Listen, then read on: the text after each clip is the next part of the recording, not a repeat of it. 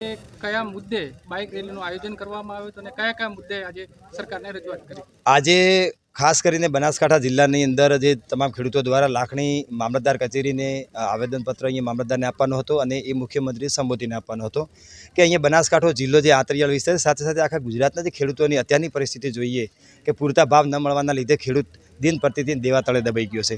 સાથે સાથે નોટબંધી, જીએસટી અને લોકડાઉનના કારણે નાનો વેપારી હોય, મજૂર વર્ગ હોય, તમામ ઉપર પરિસ્થિતિ અત્યારે આત્મહત્યા કરવા મજબૂર થાય એવી પરિસ્થિતિ થઈ ગઈ છે। સાથે સાથે બેંકોનો એક પણ ત્રાસ વધારે છે।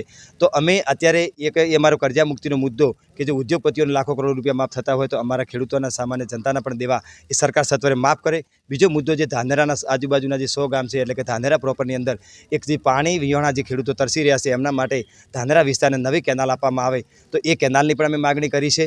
અને ત્રીજો મુદ્દો છે અમારો જે છે એ જે સ્માર્ટ મીટર આવી રહ્યા છે એ ખેડૂતોને પડતા ઉપર પાટું છે અને કદાચ બેંકોથી અમે આત્મહત્યા ન કરી હોય પરંતુ એવી પરિસ્થિતિ સર્જાય છે કે સ્માર્ટ મીટર અમે સાંભળીને અમારા રૂવાડા ઊભા થાય છે। તો સરકારને નમ્ર વિનંતી કે જો સંવેદનશીલની વાત કરતી હોય તો બનાસકાંઠાની અંદર મીટરની એન્ટ્રી ના કરે અને જો મીટરની સ્માર્ટ મીટર લગાવવાની જો એન્ટ્રી થઈ તો અમે સામે છીએ એ ધ્યાન રાખીને આવે।